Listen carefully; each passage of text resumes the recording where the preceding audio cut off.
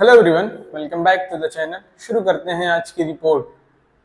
Israel में बंधकों की रिहाई का मामला तूल पकड़ लिया है और इजराइल के नागरिक इस वक्त इजराइल की सड़कों पर प्रधानमंत्री बेंजामिन नेतन्याहू के खिलाफ विरोध प्रदर्शन कर रहे हैं और अपनी आवाज को बुलंद कर रहे हैं। उनका ऐसा मानना है कि बंधकों की अब तक रिहाई के पीछे जो सबसे बड़ी वजह है वो खुद प्रधानमंत्री नेतन्याहू हैं और वो नहीं चाहते हैं कि इजराइल के नागरिक या फिर बंधक रिहा हो।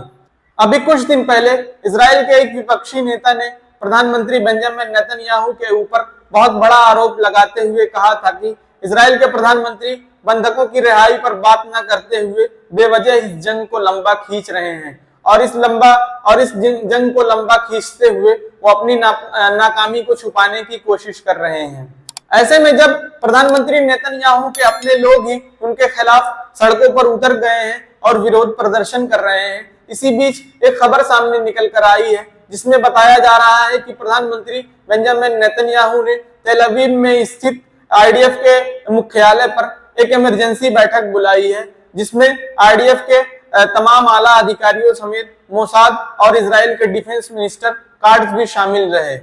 नेतन्याहू के द्वारा बुलाई गई ये आपातकालीन बैठक में हमास के द्वारा कब्जे में लिए गए इजरायली नागरिकों की रिहाई के मामले पर बात की गई है। एक वरिष्ठ सुरक्षा सूत्र ने इजराइल के चैनल 13 से बात करते हुए बताया कि यह आपातकालीन मीटिंग हमास के द्वारा वर्तमान में ठुकराए गए सभी सीजफायर के प्रपोजल के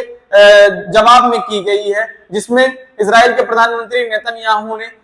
बंधकों की रिहाई पर स्ट्रेटजी बनाने की कोशिश की है और उनकी रिहाई पर पूरी तरह से बात करने की कोशिश की है। हमास अपनी जिद पर अभी भी अड़ा हुआ है और वो लगातार इजराइल के द्वारा भेजे जा रहे सीज फायर के प्रस्ताव को नजरअंदाज कर रहा है, ठुकरा रहा है। उसका ऐसा मानना है कि ये डील तब तक नहीं हो सकती जब तक इजराइल अपने सैनिकों को गाजा से निकाल नहीं देता है और फिर गाजा को एक जो पूर्ण राज्य का दर्जा है उस प्रस्ताव को समर्थन नहीं देता है।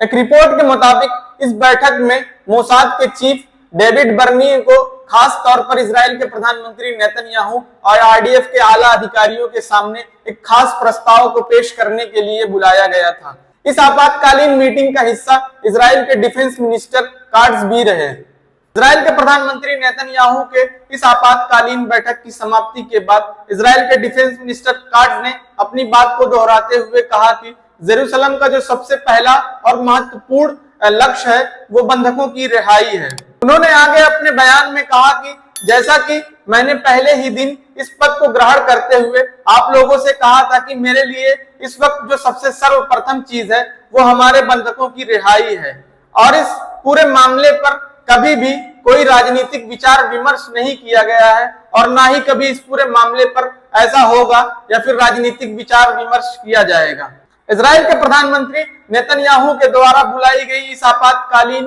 बैठक के बाद लोगों का ऐसा मानना है कि अब इजराइल इस पूरे मामले पर कोई सख्त कदम उठा सकता है, क्योंकि ऐसे में जब नेतन्याहू के लोग ही उनके खिलाफ सड़कों पर उतरकर विरोध प्रदर्शन कर रहे हैं और अब तक बंधकों की रिहाई न हो पाने के पीछे उनको ही जिम्मेदार ठहरा रहे हैं, ऐसे में नेतन्याहू बंधकों की रिहाई और अपनी इज्जत को बचाने के लिए कोई भी कदम उठाएंगे। इजराइल में चल रहे इस पूरे विवाद पर या फिर बंधकों की अब तक रिहाई ना हो पाने के पीछे क्या है सबसे बड़ी वजह, कमेंट बॉक्स में जरूर बताएं। आज की रिपोर्ट में इतना ही, मिलते हैं अगली नेक्स्ट रिपोर्ट में। वीडियो अच्छी लगी हो तो लाइक करना, चैनल को सब्सक्राइब करना। Thank you so much.